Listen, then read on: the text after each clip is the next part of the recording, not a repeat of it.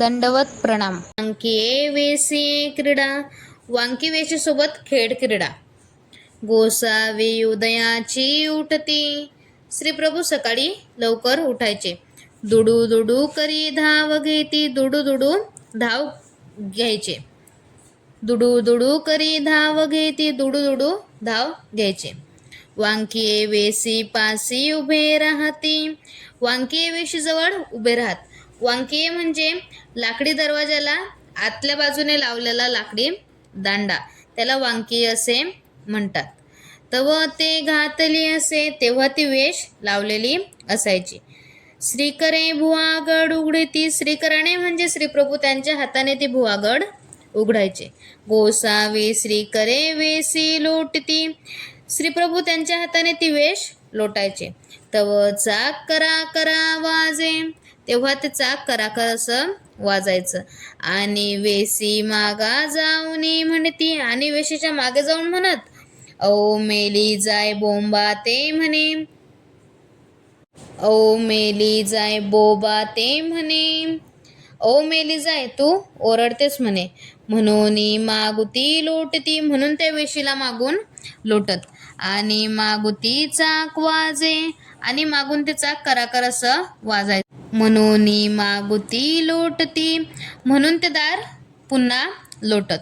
आणि मागुती चाक वाजे, आणि मग ते मागच्या साईडला लावलेलं चाक ते कराकर असं वाजायचं. ओ मेली जाय नको नको वाजो, ओ मेली जाय तू नको नको वाजूच, असं त्या वांकी वेशीला म्हणत. आणि श्रीचरणे हानिती, म्हणून त्या वेशीला पायाने लोटत. आणि हास्य करीती, आणि हसत. मग वेशीच्या घोड्यासी खेळू करूनी खांदा थापटिती, मग त्या वेशीजवळ असलेल्या घोड्यासोबत खेळ क्रीडा करीत आणि त्या खांद्याला थापटत. मग विजय करीती, मग तिथून निघून जात. पाखाले बालक पांगुरवणे, चांबड्याच्या पाखालामध्ये बाळकाला पांगुरवणे. एक दिसे एकी बायकोच्या घरी पाणी नसेची, एका दिवशी एका बाईच्या घरी पाणी नव्हतं. ती एकली, ती घरामध्ये एकटी होती. ते तान्हेले करू होते, तिच्याजवळ लहान बाळ होतं. बाईला पाणी आसी निघाली, त्या बाईला पाणी आणण्यासाठी जायचं होतं. तिच्या घरी वडील धाकुटे, कोणी माणूस नाही. त्या बाई म्हणजे म्हातारा माणूस असं कुणीच नव्हतं. मग ती म्हणाली, मी हेला भरिया पाणीया जाईन, तरी लेकरू कोणापासी देऊ. पाणी घेण्यासाठी जायचं आहे, पण तोपर्यंत मी माझं बाळ हे कोणाजवळ देऊ. एसी चिंता करीत असे, अशी ती चिंता करीत होती. तर गोसावी तिच्या घरी विजय केले, तेव्हा श्रीप्रभू तिच्या घरी गेले. ती म्हणाली, रावळो रावळो नावे कवेरिले करू घेया काबा. रावळो रावळो, तुम्ही माझं बाळ थोडा वेळ घेता का. तर मी हेल भरी पाणी घेऊन येईन जी, तोपर्यंत मी एक खेप पाण्याचीही घेऊन येते. तिया विनविले, अशी तिने विनंती केली. मग सर्वज्ञ म्हणतले, मग श्रीप्रभू म्हणाले, आणि म्हणे आनान म्हणे. मग तिया लेकरू गोसाव्या पासी दिदले, मग तिने तिचं बाळ हे श्रीप्रभूंजवळ दिलं.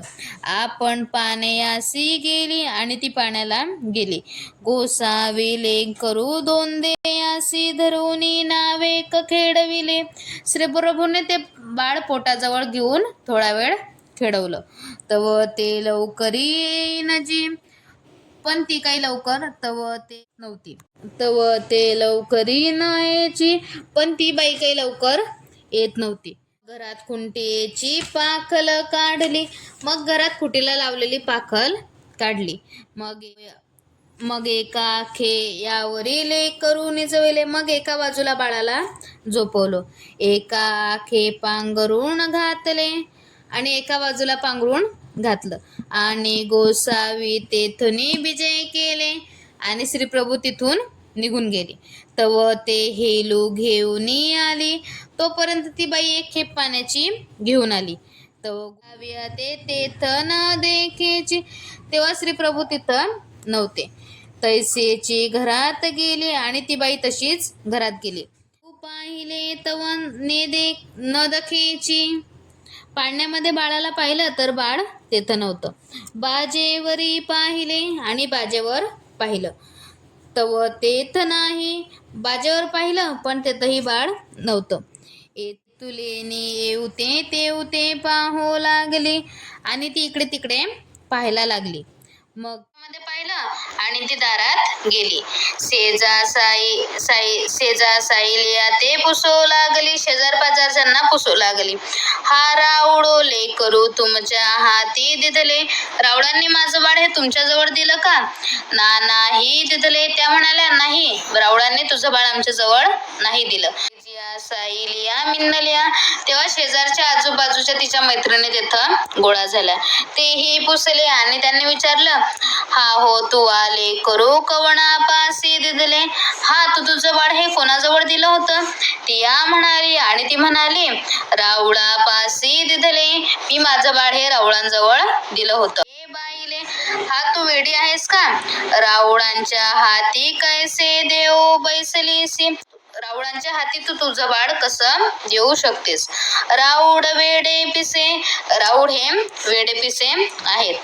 राऊड एखाद्या आडी का एखाद्या विहिरी, का एखाद्या पेवी घातिले ते वेळी तू काय करीसी, रावळांनी जर का तुझं बाळ हे एखाद्या विहिरीत किंवा एखाद्या पेवामध्ये जर घातलं तर त्यावेळी तू काय करशील? ते भियाली आणि ती बाई घाबरली. एसी धावत घरा अंतू गेली आणि तशीच धावत ती परत घरामध्ये गेली. पाखाल हालिनले, तेव्हा ते पाखाल थोडस हल्लं. ते देखोनी पाखालयाचे आखे उचलिले, तसं पाहून तिने ते पाखालाचं एक साईड उचलली. तेव्हा ते पाखाल थोडस हल्लं.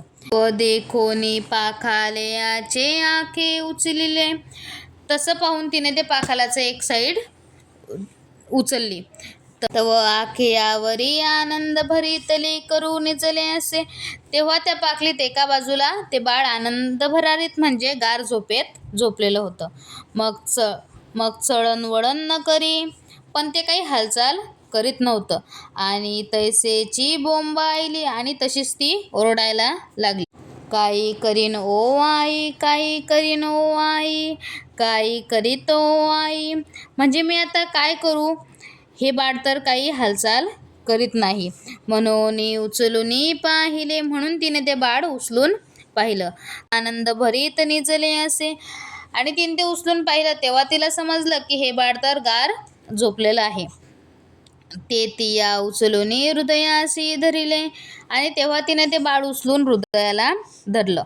ते म्हणू लागली, आणि मग शेजारच्या बायांना म्हणू लागली, हो पहा हो रावडीले कुरवासी कैसे जतन केले असे, पहा हो रावडांनी माझ्या बाळाचं कसं जतन केलं.